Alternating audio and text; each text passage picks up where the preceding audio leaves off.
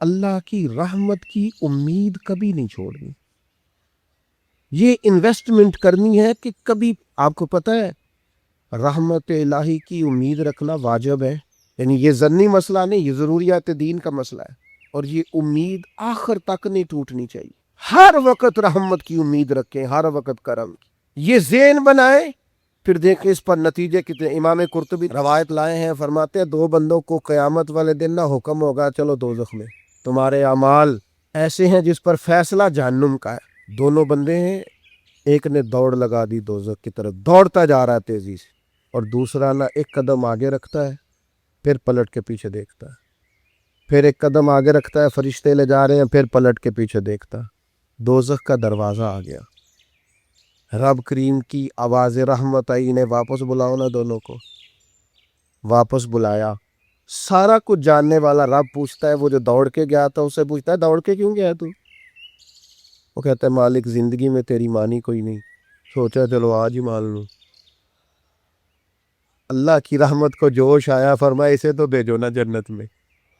چلو اس وقت ہی صحیح اطاعت کا جذبہ تو بیدار ہوا نا. دوسرے سے پوچھا بھائی تو کیوں نہیں جا رہا تھا؟ وہ کہنے لگا مالک میری ساری زندگی امید رہی ہے کہ میرے رب نے معاف کر دینا، معافی مل جانی ہے، کرم ہو جانا ہے، فضل ہی ہونا ہے. یہ جو لوگ کہتے ہیں نا جی اوہو قدم آگے رکھتا ہوں میرا پیچھے جاتا ہے، تو بھئی اللہ کا فیصلہ اگر پیچھے جانا ہے تو اس پہ خوش ہو جا. تو خدا کی رحمت پر امید تو کر، جو اللہ فیصلہ کرے گا کرم والا ہوگا. وہ عرض کرنے لگا مالک فرشتے مجھے لے جاتے تھے پر میرے اندر سے آواز آتی تھی رب کریم ہے، آواز کرم آ جائے گی. مالک دوزخ کا دروازہ آ گیا پر میری امید ٹوٹی نہیں، میری قائم رہی. اور جب تیری آواز رحمت آئی نہ کہ آ جا، تو پھر میرے اندر سے وہ عقیدہ اور تگڑا ہوا. دیکھا نا، بلا لیا نا تیرے رب نے، آ گئی نا رحمت کی آواز، بلا لیا نا. تو اللہ کریم نے فرمایا فرشتوں اس کے سارے گناہوں پر قلم پھیر دو. جو میری رحمت کی اتنی امید رکھے اسے دوزخ میں نہیں جنت میں داخل کیا جاتا. یہ والا سودا ضرور کریں. ذہنی طور پر تھکاوٹ کا شکار نہ ہو، کمزور نہ پڑیں، طاقتور ہوں، طاقتور. کچھ تجارتیں اللہ کے ساتھ بھی کریں، کچھ معاملات اپنے رب کے ساتھ بھی رکھیں، کچھ راز و نیاز اللہ رسول کے ساتھ بھی ہونے چاہیے. اور یار ساری زندگی صرف وہی تجارت کرنی ہے کہ لاکھ کے 2 ہو جائیں؟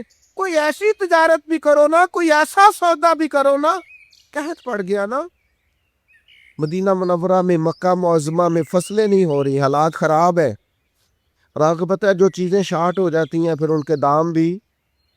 یہ سیلاب آیا تھا تو خیمے مہنگے کر دیے تھے مسلمانوں نے، لوگوں کو خیموں کی ضرورت تھی تو خیمے. یہ کرونا آیا تھا تو مسلمانوں نے ماسک مہنگے کر دیے تھے کیونکہ مجبوری تھی نا، لوگوں نے لینے تھے.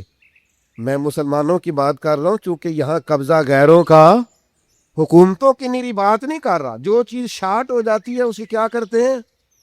اسے مہنگی کر دیتے ہیں. قحط ہو گیا، غلہ مہنگا ہو گیا. حضرت عثمان غنی رضی اللہ تعالیٰ عنہ نے کسی ملک سے 10 اونٹ غلے کے بھرے ہوئے بوریاں لدی ہوئی منگائے. تاجر آگے کہنے لگے عثمان آپ بڑے تاجر ہیں تو اس زمانے میں آپ کا مال آ رہا ہے تجارت کا، تو آپ ہم مال نہیں دیکھتے، جو ہے نا اندر، جو جس طرح کا بھی ہے، جتنی قیمت آپ نے بتائی ہے وہ بھی آپ پر اعتبار کرتے ہیں، اس سے ڈبل لے لیں. تو عثمان غنی فرمانے لگے میں نے سودا پہلے ہی کر لی. سیانے تاجر تھے نا، اس طرح کی بھی تجارتیں ہوتی ہیں. فرمایا میں نے سودا کر لیا ہے، مجھے تو اس سے زیادہ ملتا ہے. ایک تاجر بولا کہنے لگا چلو 3 گنا لے لیں. آپ نے فرمایا یار میں نے تمہیں بتایا تو ہے، میرا سودا ہو گیا، مجھے زیادہ ملا ہے. ایک نے کہا 4، ایک نے کہا 5. بالآخر کہنے لگے اس سے زیادہ تو کوئی دے ہی نہیں سکتا، ہم بھی جانتے ہیں سارے مکے کو، سارے مدینہ طیبہ کو، اتنا بڑا تاجر ہی کوئی نہیں، آپ کو کتنا مل رہا ہے؟ فرمایا 700 گنا.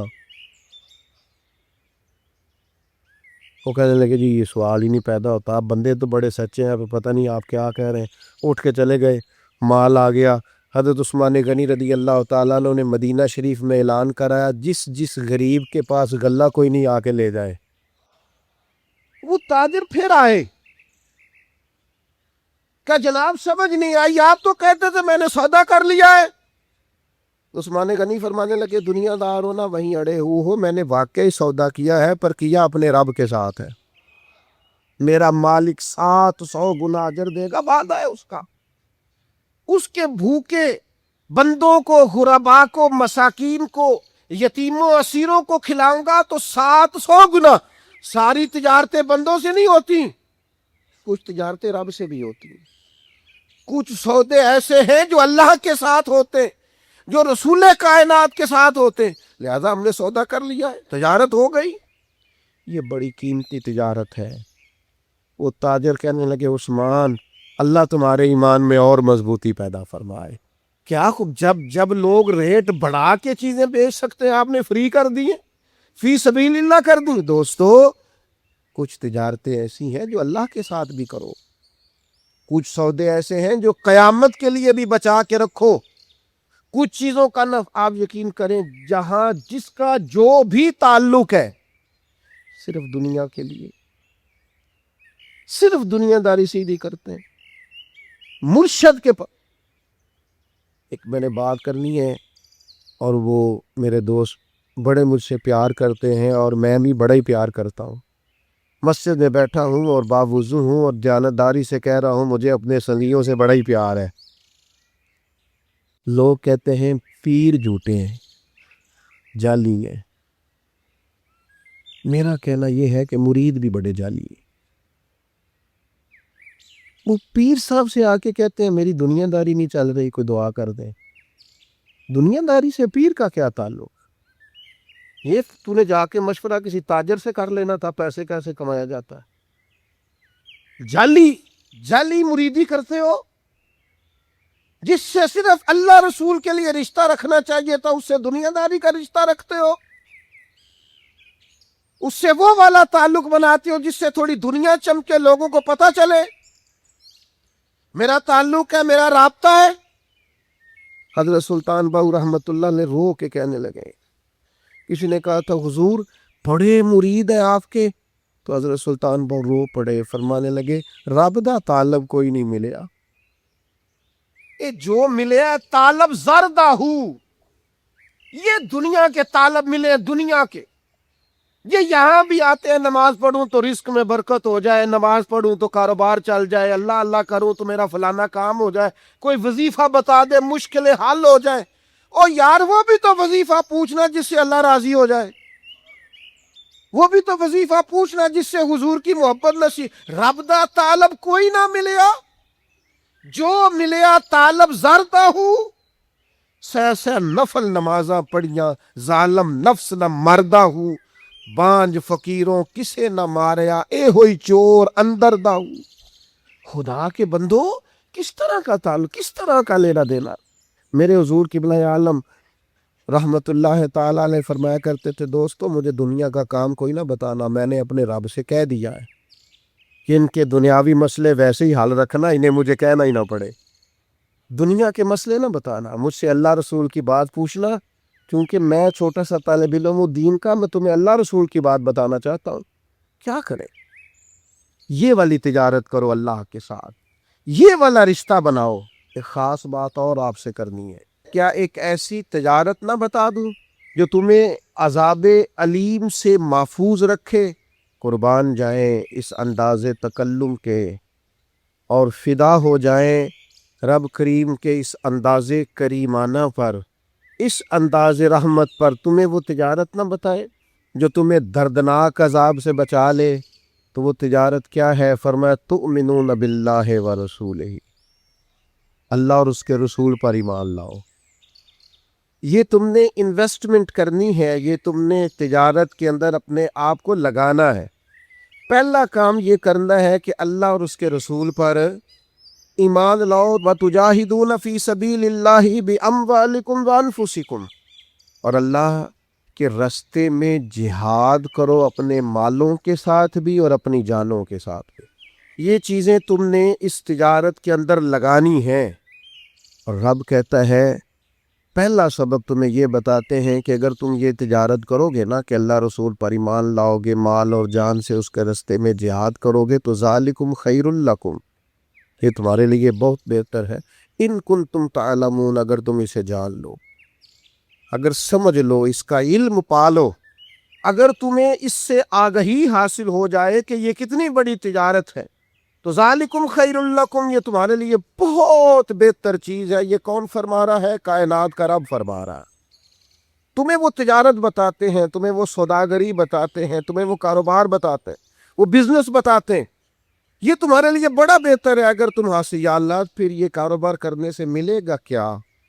آپ یقین کریں، لوگوں کو اچھے شعر پر بھی وجد ہوتا ہے، لوگوں کو خوشخبری پر بھی وجد ہوتا ہے. صوفیاء کہتے ہیں ان لفظوں پر، قرآن کی ان آیات پر ہمیں وجد ہوتا ہے. طبیعت، روح، مزاج، ذہن وہ جھومنے لگتا ہے.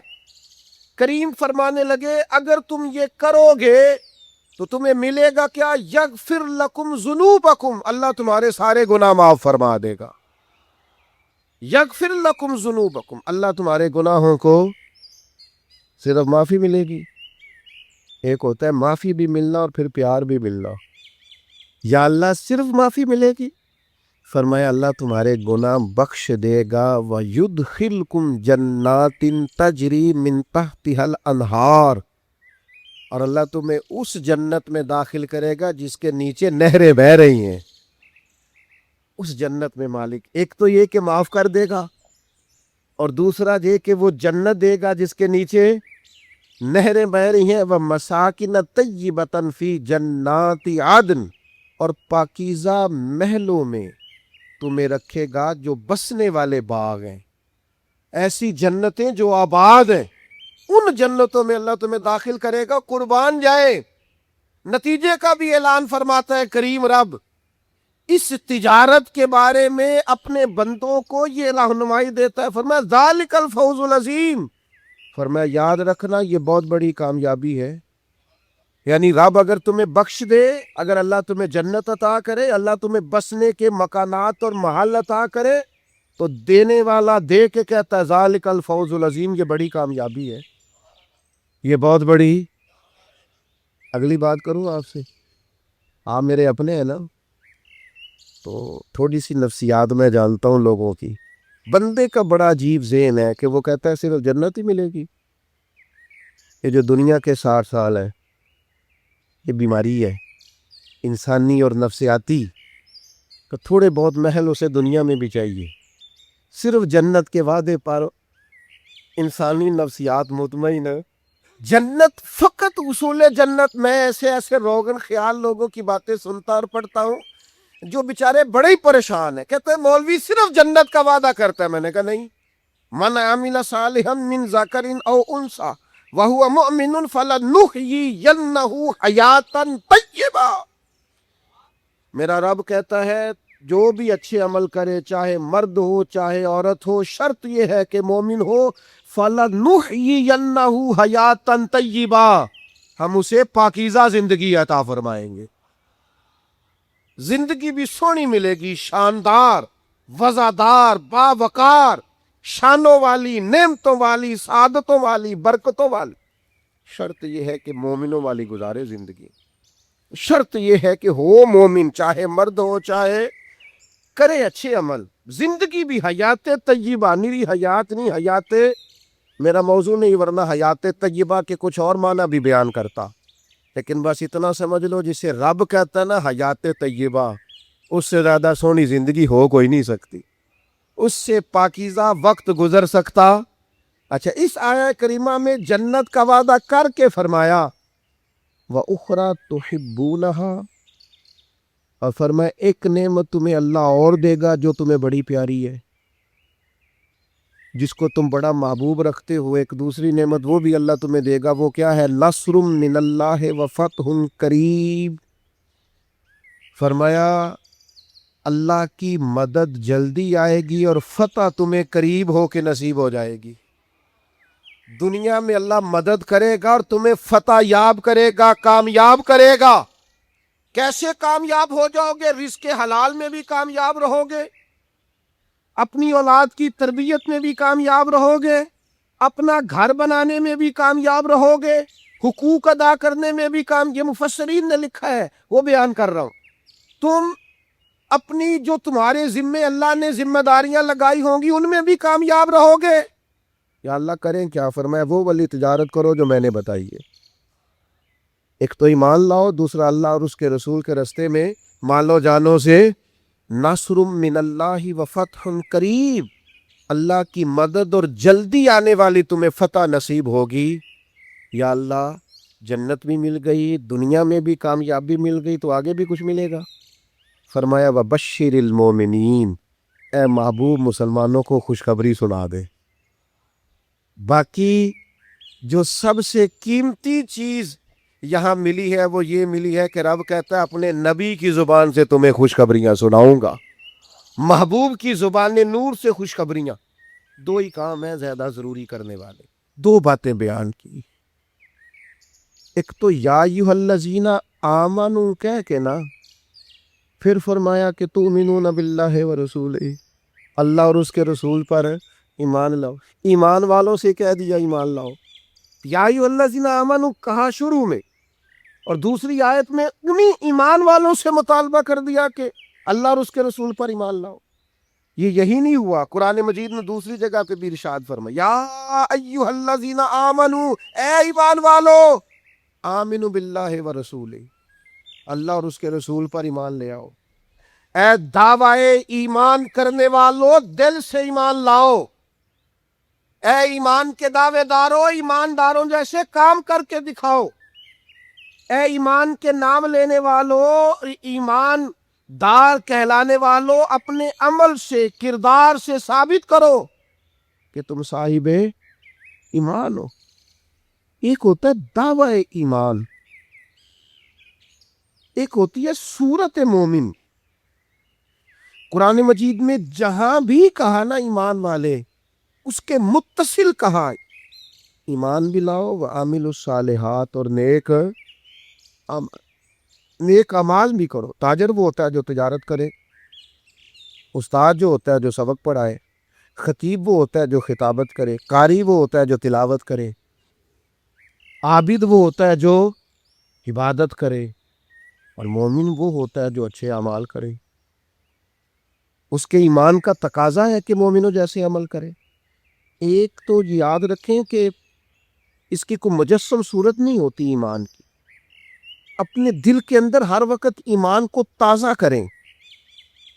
میں بڑی معذرت کے ساتھ ایک بات عرض کروں گا، آپ نے توجہ کرنی ہے. جن لوگوں نے صورت مومن بنا لی ہے نا، وہ سیرت مومن بھی بنائے.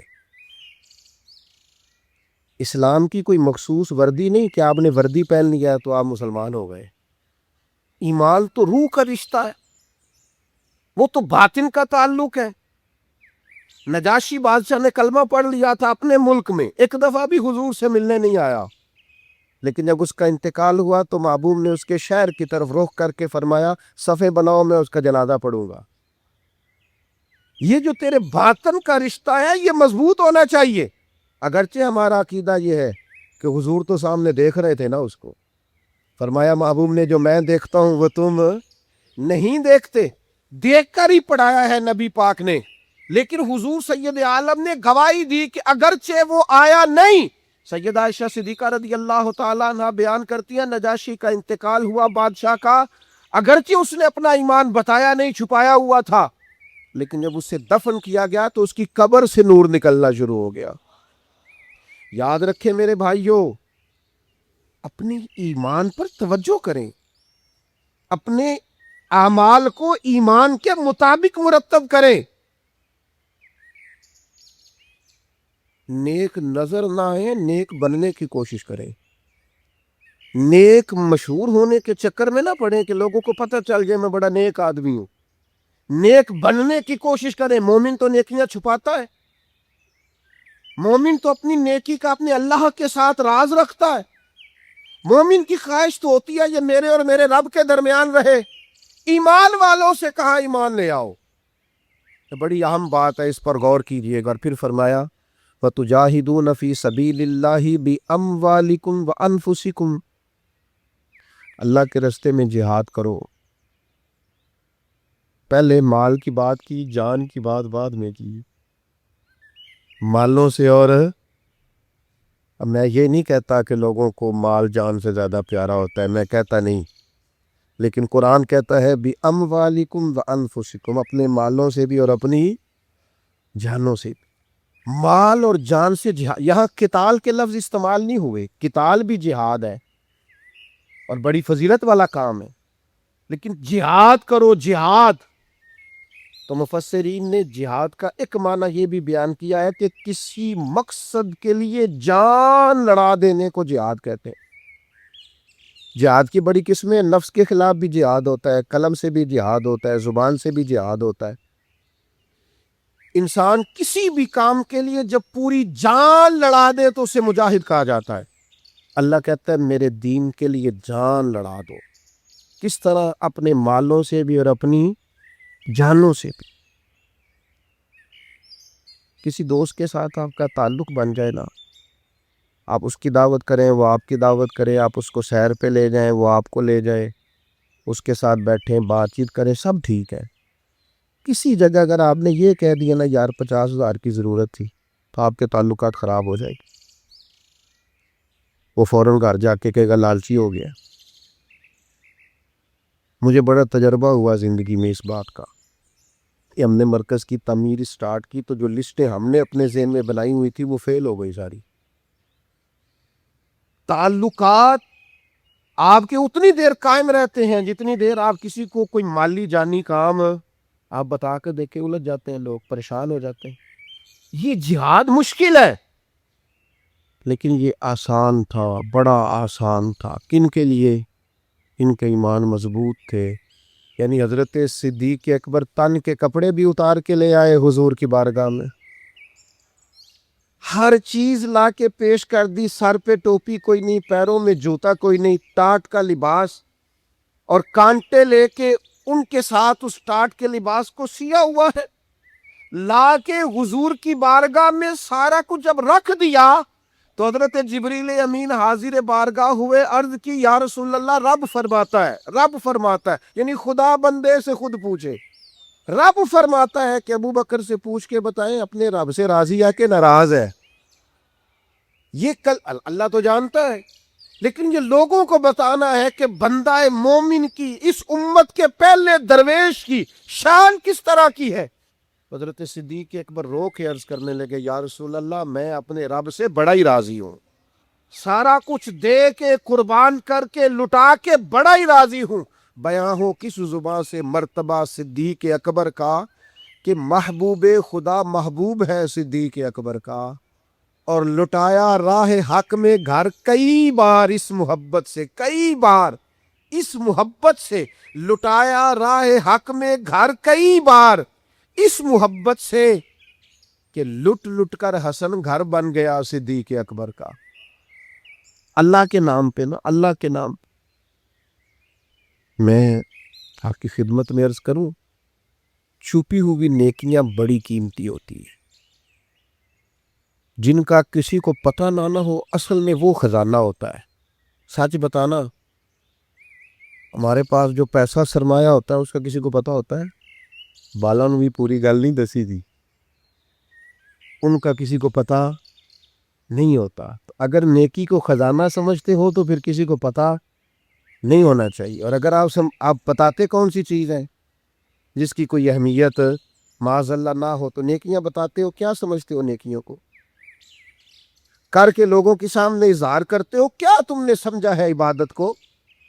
دکھاتے پھرتے ہو، اظہار کرتے ہو، لوگوں کو بتا دیتے ہو میں نے یہ کام کیا ہے۔ اس کا مزہ لینا شروع کرو۔ نیکی کا سرور ہوتا ہے، کیف ہوتی ہے، لذت ہوتی ہے نیکی کی ایک۔ یہ جو روحانی بے چینی ہے نا اسے ختم کریں گی، یہ جو ہماری ذہنی انتشار ہے اس کو یہ چیزیں ختم کریں۔ کچھ خاص راز صرف اللہ اور اس کے رسول کے ساتھ وابستہ کریں۔ اللہ تعالی ہمیں سمجھنے کی توفیق دے۔ آخر دعوانا ان الحمد